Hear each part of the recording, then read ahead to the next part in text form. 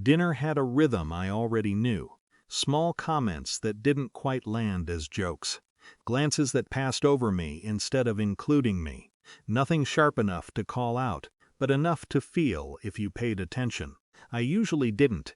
It was easier to treat it like background noise. Something that came with being there. Something temporary. That night felt the same at first. Plates being passed. Conversations overlapping. My sister's husband talking louder than necessary. My nephew sat across from me, swinging his legs under the table, watching everything with that kind of curiosity kids have when they're learning how the room works. I remember thinking he was paying attention more than usual. Then it happened quickly. He leaned forward, closer than necessary, and before I fully registered what he was doing, something hit my plate. A small, deliberate motion. For a second, I didn't react. My brain tried to place it somewhere harmless. Then he said, clearly, almost proudly, "Dad says you deserve it." There was a pause. Brief, but real. And then laughter. Not loud. Not cruel in the way people imagine cruelty. Just easy, comfortable. Like nothing out of the ordinary had happened.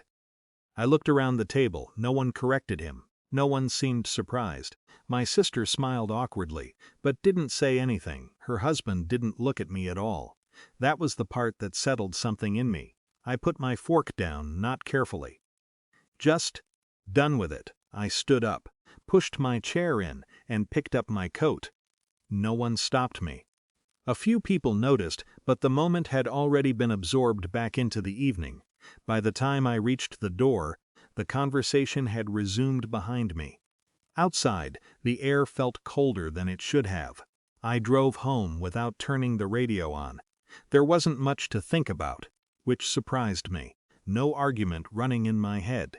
No speech I wished I'd given. Just a quiet recognition that something had crossed a line I hadn't realized was still being negotiated. When I got home, my phone was already lit up. A message from my mom. "Don't contact us again." I read it once, then again slower. There was no context, no mention of what happened. Just a boundary, clean and final. A minute later, my brother reacted in the group chat with a thumbs up, that familiar flattening of everything into something dismissible. I stared at the screen for a while, then I typed, "Understood. Mortgage autopay ends tomorrow." I didn't add anything else, no explanation, no reference to dinner. I set the phone down. For a while, nothing happened. The house was quiet. The kind of quiet that doesn't ask anything from you. Then the notifications started, at first, just one. "What do you mean?" Then another. "Are you serious?" By 11:42 p.m., the chat had turned into something else entirely. Manes stacked on top of each other. Questions, then corrections, then explanations that didn't quite line up. "You can't just do that. We were joking, you're overreacting." Then a shift. "Wait, are you actually paying that? I thought that was handled." My sister's name appeared again. "Can we talk about this?" Not apology. Not yet. Just a change in direction. I didn't respond. I read everything slowly. For the first time, the conversation wasn't about tone or feelings. It was about something concrete. Something they couldn't laugh off or smooth over. And in that shift, I saw it clearly. The dinner wasn't an exception.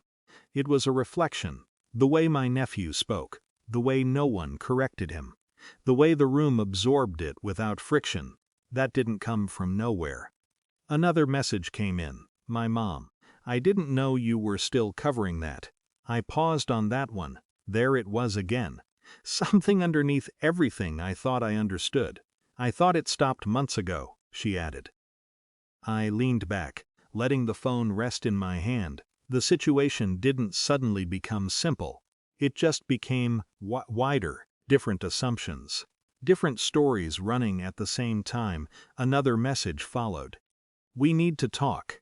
I didn't answer.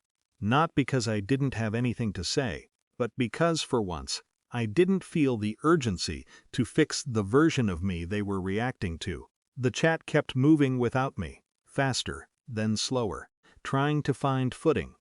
I turned the screen off, sat there for a while, In the quiet, nothing had been resolved, nothing had been repaired. But something had shifted into place. Not loudly, not permanently, maybe. Just enough that I knew I didn't have to return to that table the same way again. And for now, that was enough.